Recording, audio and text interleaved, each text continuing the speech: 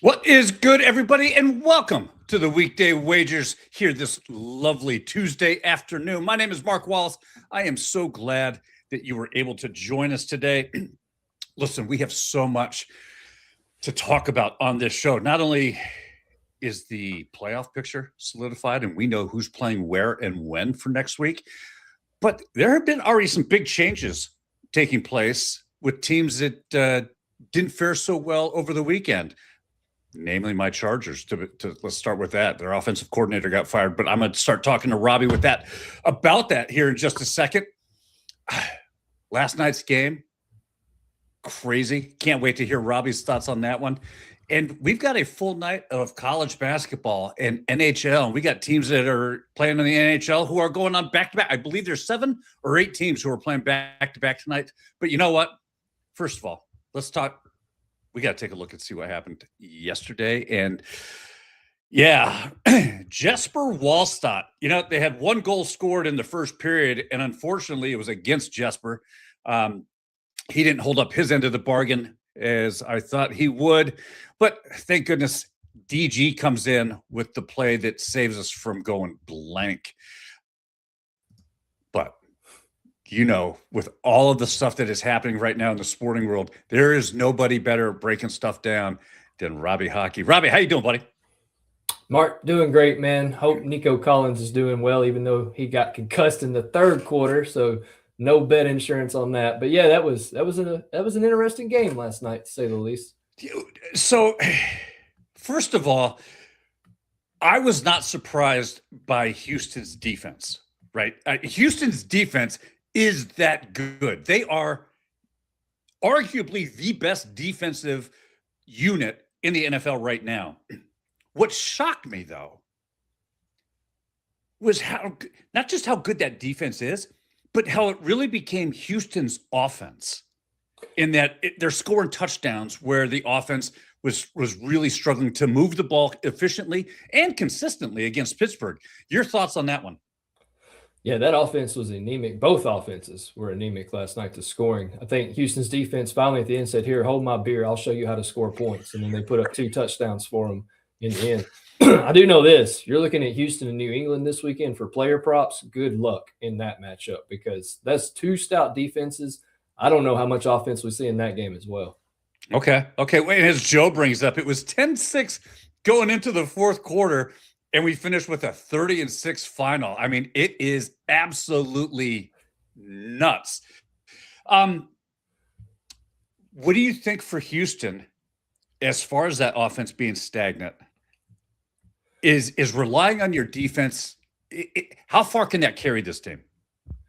Not very far especially in these playoffs and who they've got coming up. New England also has one of the best defenses in the league, and they have, I think, a better quarterback, and they do have a little bit more weapons as well. I say that Nico Collins, if he is out with a concussion, they definitely have the better weapons on offense. So they better start figuring some things out, and they better hope for a speedy recovery from Nico because Jaden Higgins has been great. It's been a great rookie year for Jaden, but you're going to need more than that in Dalton Schultz to carry you through. Woody Marks and Nick Chubb, they're just not getting it done. I mean, Woody ran well last night. I will give him that. He looked like he was running well, but I just don't trust that Houston offense that much going against New England this weekend in New England.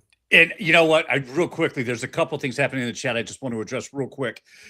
First of all, nonsense. You know that the door is always open for you, my friend.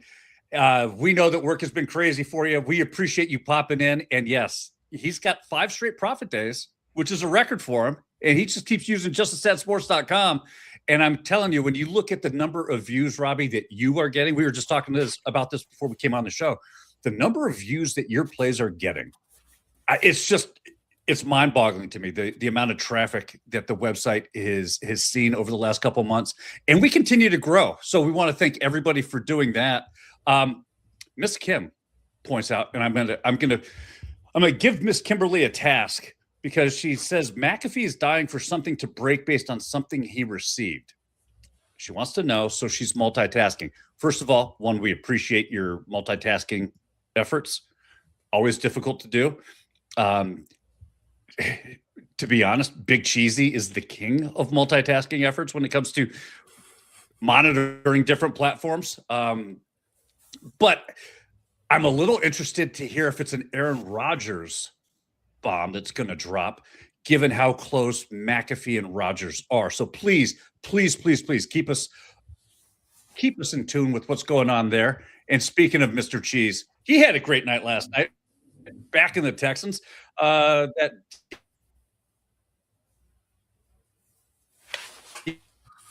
defense exception, that seemed like easy money. And the Texans to win. I loved it. Let's see. Well, these are flying in. I love when the chat gets popping like this, man. This is great. Feet to the fire. Who wins next weekend? Between Houston and New England? Let's go. Let's start with Houston, New England. New England. That easy. Yeah, that easy. Nico didn't look good. That looked like a CD Lamb concussion last night. So if he's out, even though he didn't even do that much in the first half, if he's out, yeah, it's easy. New England. Okay. And looks like we're getting – so Cheesy's predicting that Tomlin's done. There was apparently a team meeting that started at 2 o'clock. Well, why did it crash? The team meeting is crashing our show. That's ridiculous. Yeah, actually, it's true. He is fired. Just got the notification on my phone. So I don't know, Joe, who said that he would get fired if he got his ass beat on Monday Night Football like a week ago. He's gone. But he's the second best coach on the board, maybe even the first best coach on the board with Harbaugh. So somebody's going to pick him up, and he's going to give somebody some resurgence. Wow, that is incredible news. I actually thought Tomlin might be able to get himself one more season. Just one more, based on what he's done. But I think that we really are in a different time, a different environment in the NFL when it comes to that coaching carousel. Where did I just see it? D. Johnson jumping in here. First of all, it's always great to see you, D. Johnson.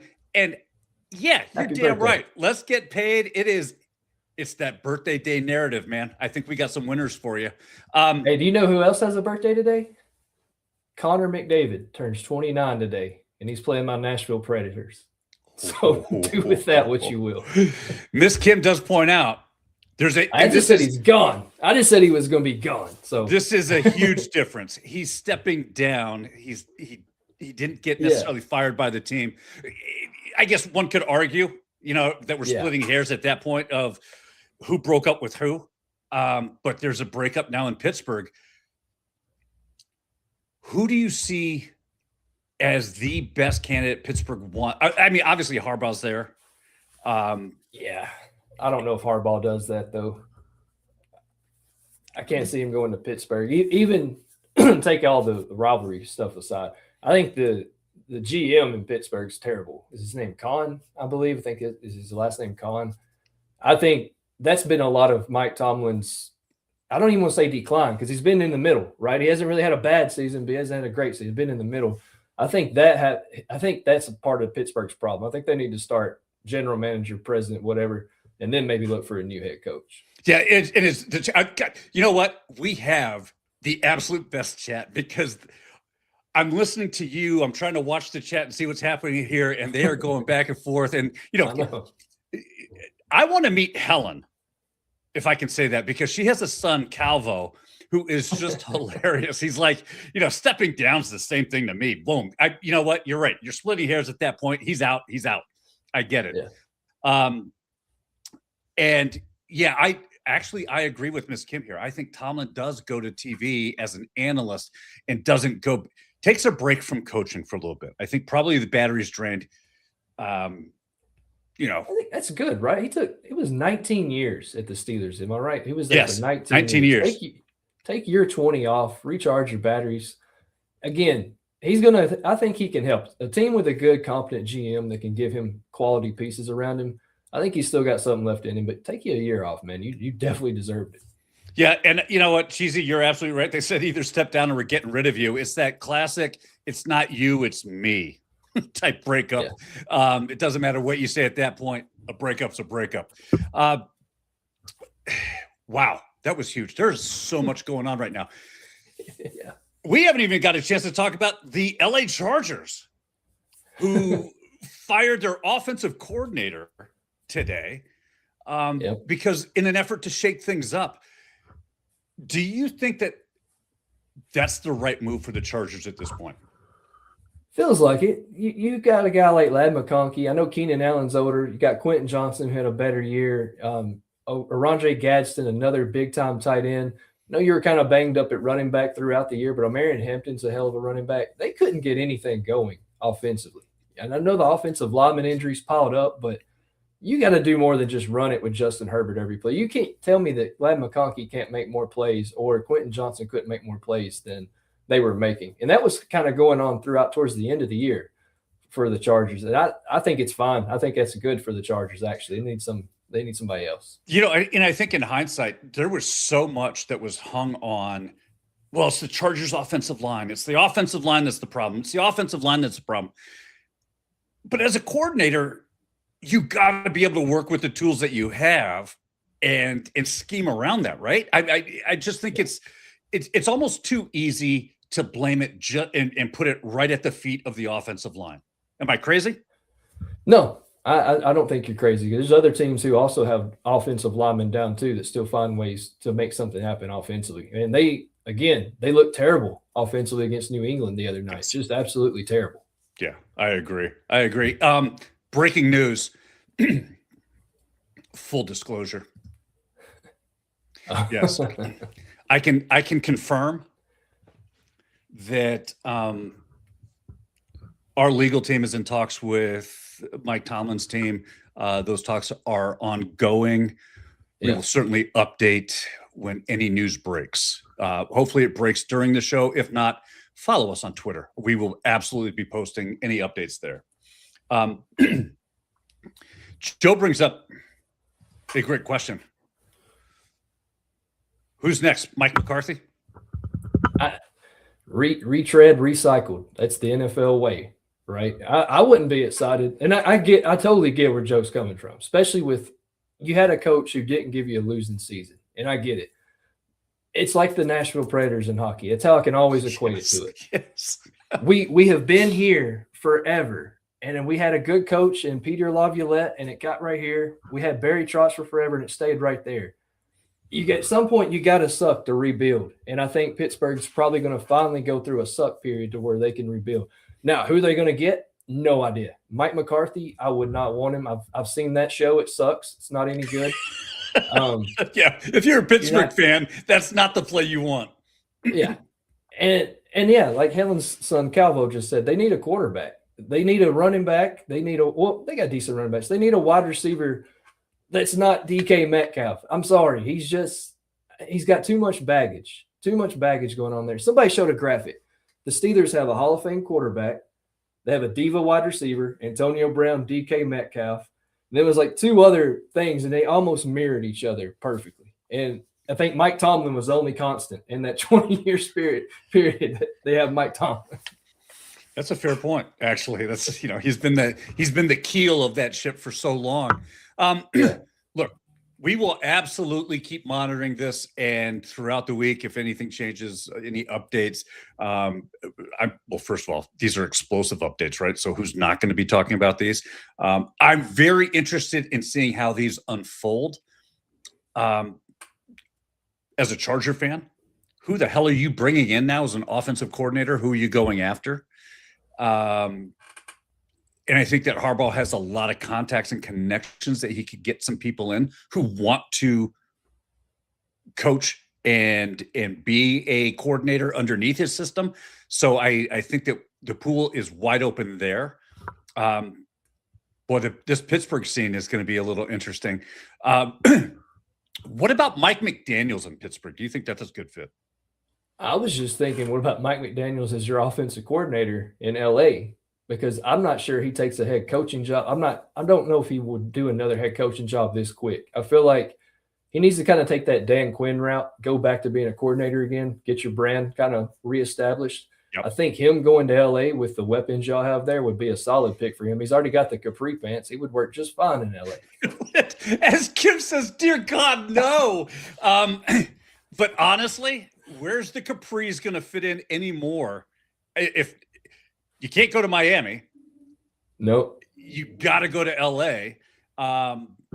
Because I don't know if you know this, but DG is like the king of the weather when it comes to NFL, especially as it relates to kickers. And according to DG, it has not rained for a LA Chargers or LA Rams football game at all this season. So there is that. Hell, stat. And Kyle, no, you're not funny. That's not funny. It's not a plumber in Dayton, Ohio. That's not who we're talking to. No, I don't know anybody in Ohio except for Miss Kim. There we go. Listen, that was a lot. You know what else? Yeah. Is not a lot. It's not overpowering. Hey, what's up, everybody? It's your boy Seabass, the only 5-star chef in the game. We all know sports betting is full of bad beats and tough calls, but when it comes to flavor, there's no second guessing. Bassett's Blends is the plus EV lock of every meal.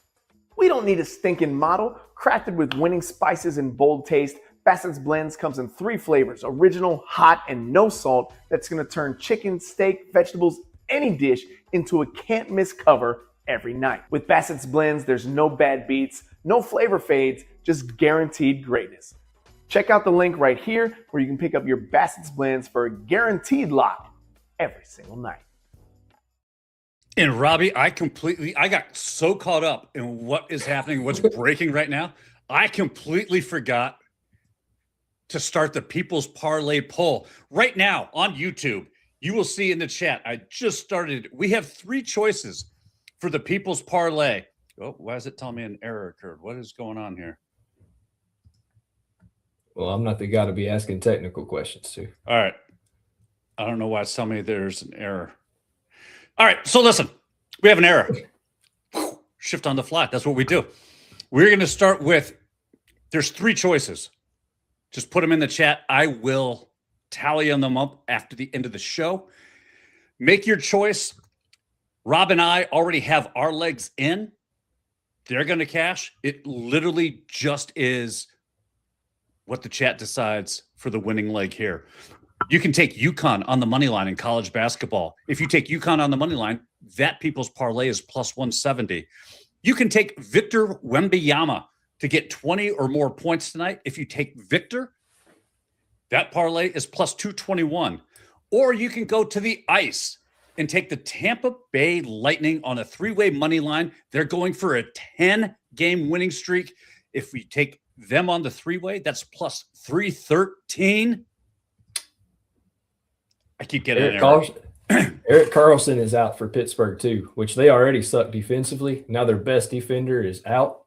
Tampa Bay on the money line looks really good tonight. So those are your 3 choices. You got UConn on the money line at plus 170. Victor, 20-plus points at plus 221. Tampa Bay Lightning 3-way money line, that's at 313. And guess what? Joe, this is what we do. We broke this news. We were the first one to report it. And first of all, I want to apologize that you live with a Steelers fan. That's undue punishment. You shouldn't have to do that. The only thing worse is a Dallas fan, I would guess. Me and Sarah's gone strong since 2007. We're okay. All right. Now, let's get to the wagers. Rob, what do you want tonight and why? Yeah, as I said, Edmonton plays Nashville. You already know what to do in that game. That was low-hanging fruit. So I'm going to pivot, and I'm going to go to Mikhail Sergachev. If you watched Friday, I was on this guy to get 2 shots on goal. He did. And to get a point, and he did. So we're going to do the same thing tonight. I'm going to take his point because it's got better odds at minus 105. But his 2+ shots on goal is also in play. It's at minus 125. At home, this guy's been nothing but automatic. Utah is playing Toronto tonight, and I do want to mention this because we give Toronto a lot of crap around here.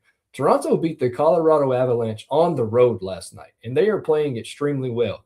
However, I think they're going to be on a letdown tonight. Austin Matthews played almost 26 minutes of ice time last night. I could see his role decreased. I think Utah can win this game, and I think Miguel Sergachev will be a part of that. He's cashed in 9 of his last 10 at home for shots on goal and has at least 1 point in 8 of his last 10 at home. Give me Mikhail to come through for us again. Like I said, 1+ point at -105. If you don't want to do that, you can go to shots on goal at 2+ shots on goal at -125. I like that one. I am going to the Columbus Blue Jackets because when we talk about Song Blue, it has been exactly that for the Blue Jackets this season. Disappointing start to this season. Guess what? They too fired their coach. Yesterday, they brought in a new coach. If there is ever a time for a hockey team to rally and audition for your playing time and audition for your spot on the team for a new coach, this is it. I expect the Blue Jackets to absolutely dominate in this game. They're taking on the Vancouver Canucks, who arguably are the worst team in hockey right now. And I say that cautiously because we have the Ottawa Senators, who are an absolute dumpster fire as we speak.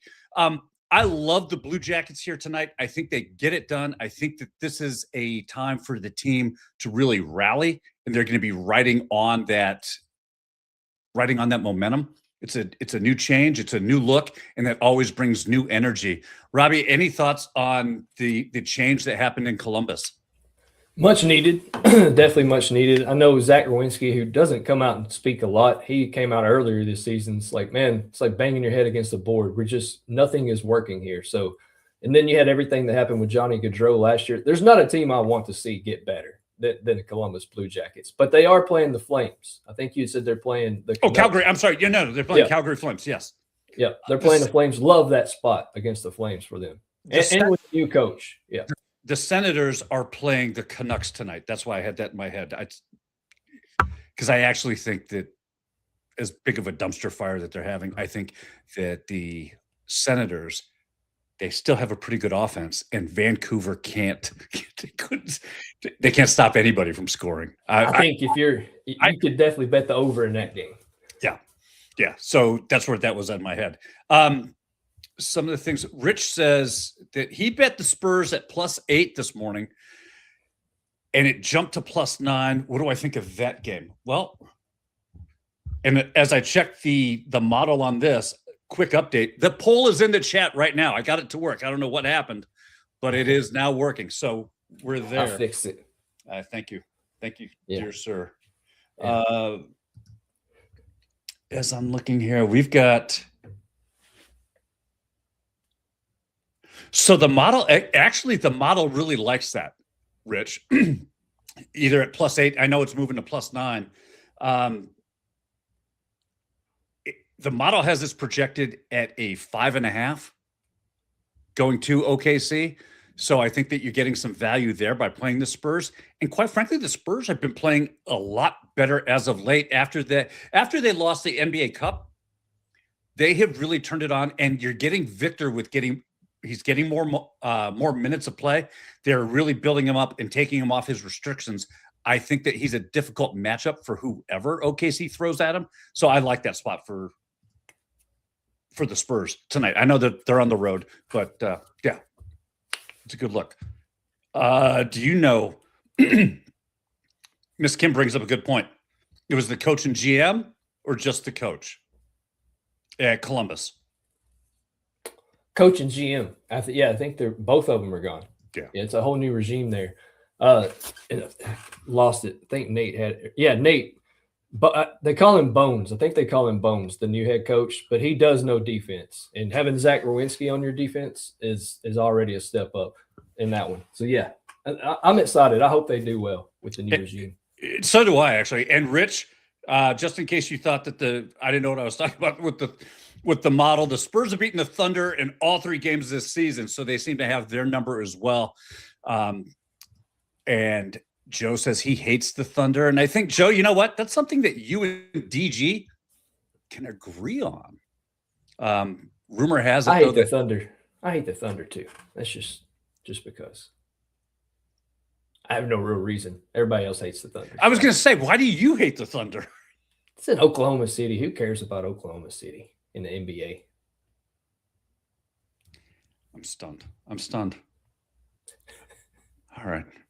Well, guess what? Nobody hates Nobody hates light the lamp, especially when we're killing it. Tonight's list, we got Connor McDavid, Mikko Rantanen at plus 160, Wyatt Johnson at 165, Seth Jarvis. Boy, we haven't used his name at all on this, for plus 175, and William Nylander at plus 220. Rob, who do you like on this, or are you going off the board? I'm going to go off the board. Like I said, low hanging fruit in Edmonton and Nashville. You already know the drill with those guys. Play them if you got them. I'm going to go with Morgan Geekie at plus 180. He left the game Saturday in Boston because his wife had a healthy baby boy, so he's got that new dad strength going for him. He's playing the Detroit Red Wings here on the second night of a back-to-back. I think this is a good spot for Boston to start catching up to them in the rankings. He's been cold. He only has 1 goal in his last 10 games. I get it. But he does have 3 goals in his last 3 versus Detroit. Give me Geekie with that new dad strength to get a goal. I'll tell you what. This is going to hurt me to say it, but I'm backing a Maple Leaf tonight. On the road? On the road in Utah, second night of a back-to-back. Why? Because this team just got done winning big in overtime last night against the Avalanche. I watched the end of that game, and it was a horrible way for the Avalanche to lose, but they lost. Yeah. And quite frankly, this Toronto Maple Leafs team has been playing a little bit above their expectation on this road trip. I'd love for them to go into Utah and to keep things rolling offensively. Do they win in Utah? It's your second night of a back-to-back at high elevation. I don't know, especially with the legs getting a little tired. They have just been on a brutal road stretch. But I do think that Nylander, who, by the way, has scored a goal in 4 of his last 5 games. And, oh, by the way, against Utah, 4 of his last 4 games against Utah. He has owned the Mammoth or the Coyotes, however you want to look at them. But that's where I'm going. You're a brave, brave man. Just because Nylander on the road, I know he scored last night. That was a big game, though. That was a huge game. I think tonight they take the night off. I hope I'm wrong for your sake, but I think they take the night off tonight. Wait a minute. What? You think they take the night off tonight? I think Toronto has a letdown against Utah tonight. If there's anybody in that game I'd love to score a goal, it's Dylan Guenther. That's who I would bet to score a goal in that game. Oh, good God. No, listen. Again, you heard it here first. Don't don't listen to him is exactly what you heard. Speaking of things that never get heard, according to DG, Thunder fans will never see this show because they don't even have Wi-Fi. And okay, that's his. I love that Kyle says that this is exactly why he joined us, that he didn't know anything about hockey and he hated basketball with a passion, I guess because he tore his ACL playing it at the age of 15. All right. So at the end of football season, when he starts to lose all his bankroll. Not with us, Kyle. And we are so glad you joined us. And listen, if you haven't gotten over to justastatsports.com, I am telling you, there are a ton of picks. You get all the model projections, the data sheets, everything over there. Use Data 100. You get your first month for half off. It's $7.50 for your first month. Are you kidding me? We do have some plays. Cheesy. Is it Champagny or Champagne? I only know Russian hockey. Dude, I hate names. I'm telling you, if it's not Smith or Jones, I don't know what it is. All right. It looks like it might be Italian. Champagne. He likes him to go over. And look at that. First of all, Cheesy, I want to thank you. I will personally thank you because I know when DG's on the show, you don't give out 4-hammer plays like that. You save that for the Mark and Rob Tuesday shows. So yeah, thank you to you. The California kid, Jason Robertson. Another good look. Love that. Yeah, absolutely. He is right too. Whenever he's in California, he shoots the puck a ton. So if you don't want to play the goal, that's too much. Play his shots on goal because he does shoot the lights out in California. We got Dylan Cousins over a point at plus 100. That's only a 1-hammer play. You know what? In all fairness, he just gave us a 4-hammer play. Yeah. And it's Ottawa. You can't give too many four hammers out for Ottawa. Taj has Amen Thompson over points and rebounds at 27.5 at -115. Look, I saw him the other night in the game. God, who was Houston playing? I want to say Toronto. It wasn't Toronto. He was having a hell of a night. He has been on a tear as of late. I know he popped up on my radar. I like that look. And he is also on Seth Jarvis, which is not a made-up name. It's a real guy, Joe. Yes. Did you see who DG's picking? Did you see who DG's picking for his lamplighter? It's not Seth Jarvis. Do you think he knows who it is on our thumbnail? No, he has no clue. Without Googling it? Yeah, he has no clue. He could Google it right now and still not get it. I'll tell you a funny behind-the-scenes DG story with the guy on our thumbnail, David Pasternak. I was doing those 4 guys that you watch for hockey, 4 players I liked that night, and I gave him Victor Arvidsson as one of the guys. And he sent me the shorts because I suck at that. And I was like, DG, I don't think that's Victor Arvidsson, which I never see Arvy with a hat on. He played in Nashville forever. I rarely saw him with a hat on. I was like, I don't think that's Arvidsson. Sure enough, it was David Pasternak with like a championship belt. But he's like, well, it's too late now. We've already put it out there. It is what it is. I was like, all right. Whenever somebody comes at me with the wrong image, I'm just going to tell them to talk to you. There you go. And apparently it's pronounced Champagny. Champagny. Yes. So all right. There is that. And yes, he confirmed it was pasta this time. So there's that. And it's William Nylander that was on the Light the Lamp. Right? That's who he was talking about. No, he's talking about the thumbnail for the show. For the show. Yeah, Gotcha. Yeah, for the show. That's a hell of a graphic, too. When he was out there, I think it was Winter Classic he played in a couple years ago. That's a hell of a graphic. So listen, I'm not going to put you on the spot for a Robbie's radar for tomorrow. But if people tune in again tomorrow, 2:00 Eastern, right here, Weekday Wagers, you and I will be right back here. Can we at least give them a little something from a player prop standpoint?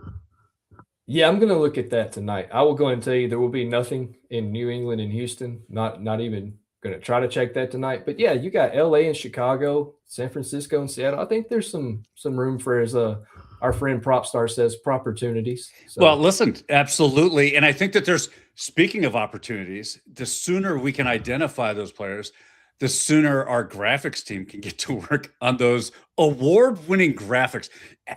If we don't win an award for our graphics, and I got to figure out a way how we get nominated for these awards, because we're putting together the fireman's calendar version of Robbie's radar.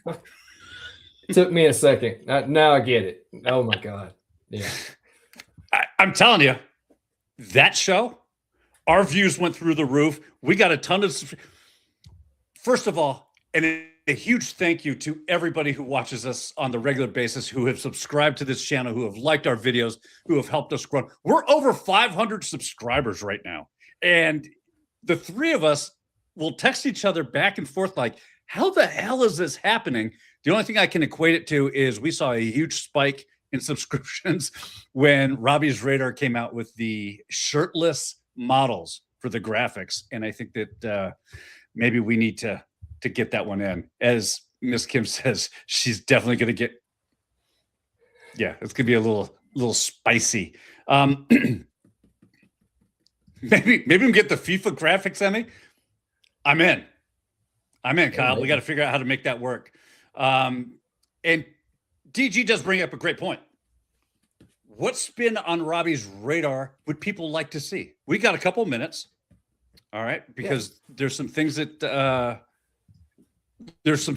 I still would like to talk to you about, especially tonight's with the hockey slate. When you're looking at a slate like that, so if you have an idea of where you want to spin Robbie's radar, what you're looking for, drop it in the chat. We'll get to that. The other thing I'm going to do is I got to take a look to see about this poll and see where we are at.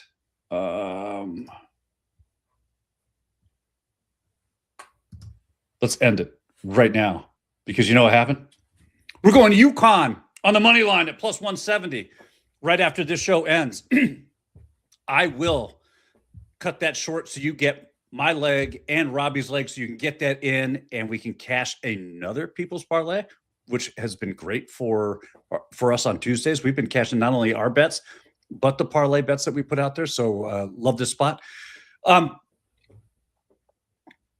Looking at tonight's hockey slate, and you got so many teams who are on the second night of a back-to-back.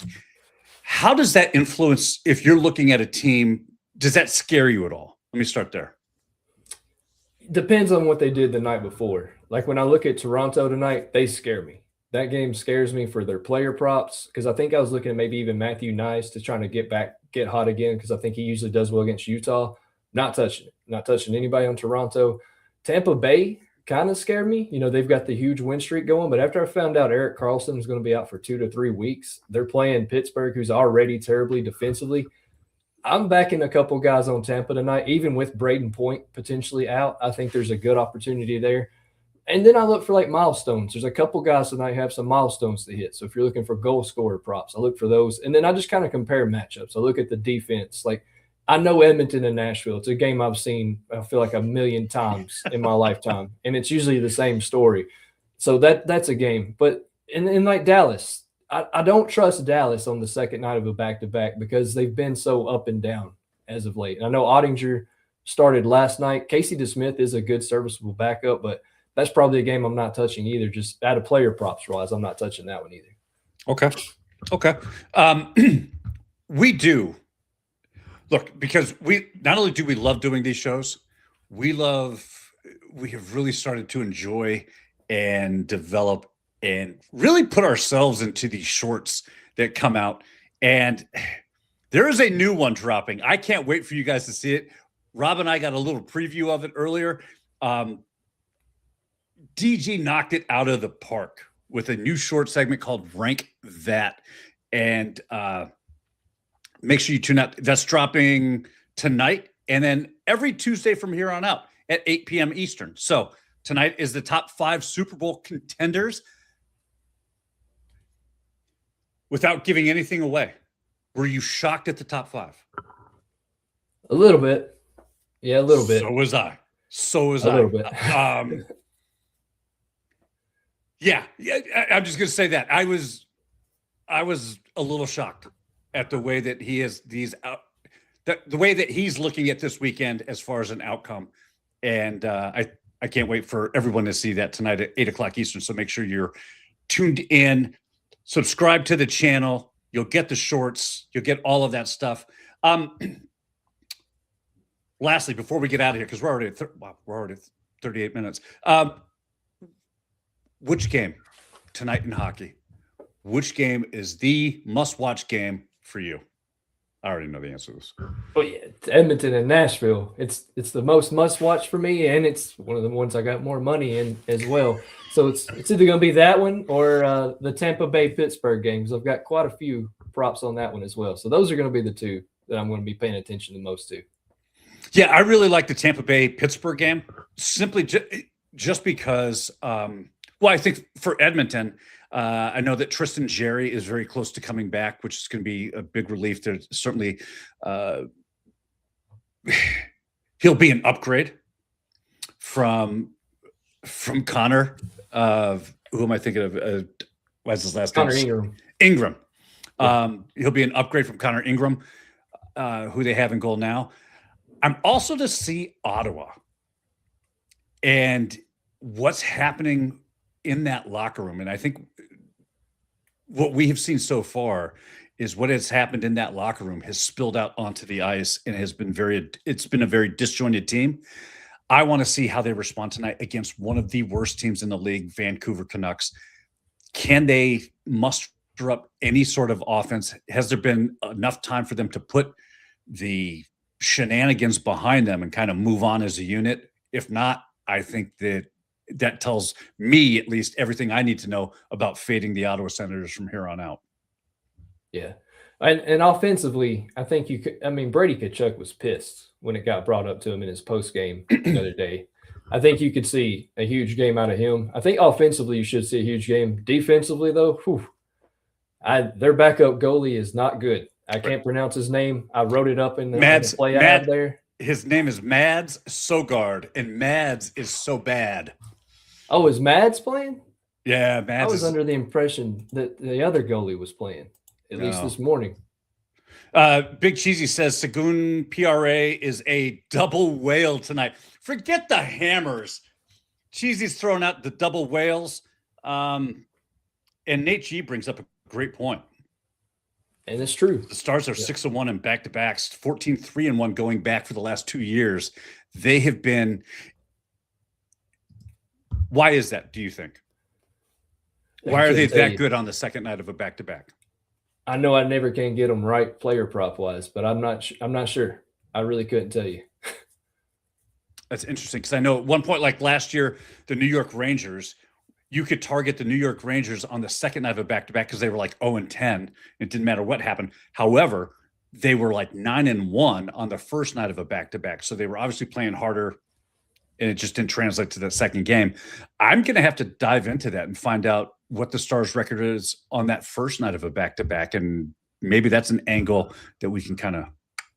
Goalie plays big too. Casey DeSmith's a really good backup.